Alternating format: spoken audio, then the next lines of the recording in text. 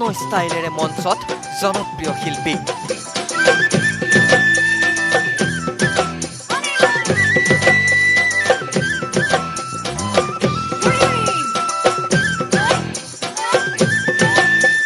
বহাগ মাহটো আহি পোৱাৰ লগে লগে বৰ ব্যস্ত হৈ পৰে ৰাজ্যৰ শিল্পীসকল পৰ্বতৰ দেখিয়া লিগিৰি পতিয়া বতাহত যেনেকৈ ভালে ভালে ভালে ঢোলৰে চাপৰত তোৰে লাগি কঁকাল দুচেও তিনিটাকৈ ভাগে ভাগে ভাগে তোৰ দৰে নাচনি দেখি শ্ৰীকৃষ্ণই বাঢ়িব যায় চিৰে চাগে মোৰ মইনা ঐ বাঢ়িব যায় চিৰে চাগে এয়া নীল আকাশ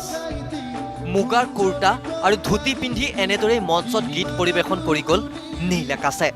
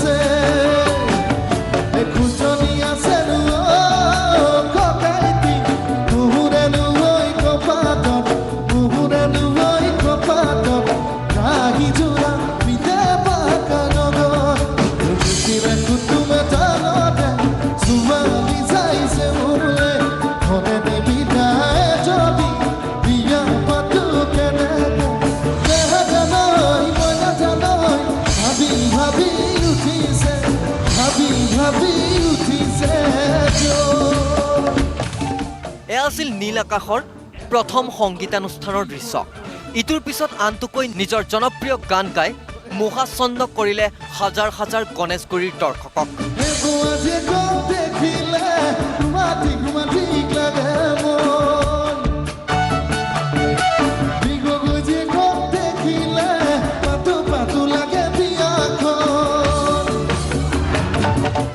জনপ্ৰিয় কণ্ঠশিল্পী প্ৰিয়ংকা ভৰালীয়েও এটাৰ পাছত আন এটা নিজৰ জনপ্ৰিয় গীত গাই পৰিৱেশন কৰে প্ৰথম সংগীতানুষ্ঠান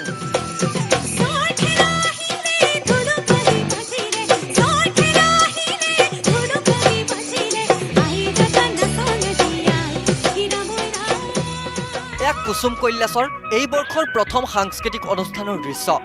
য'ত মঞ্চত উঠিয়ে দৰ্শকসকলক উপহাৰ দিলে এটা নতুন গীত যি গীত এতিয়াও বাণীবদ্ধই হোৱা নাই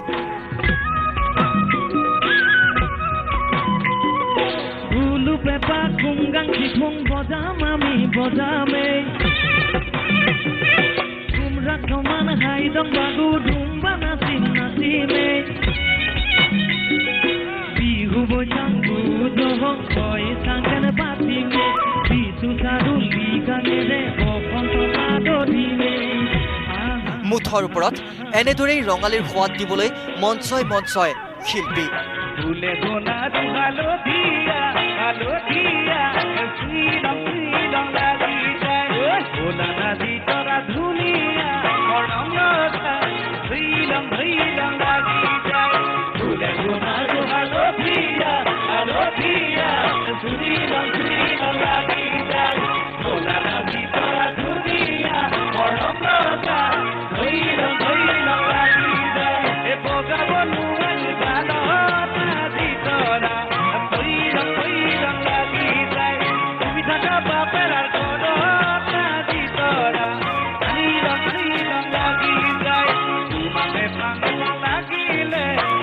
য'ত ন ন ষ্টাইলেৰে মঞ্চত জনপ্ৰিয় শিল্পী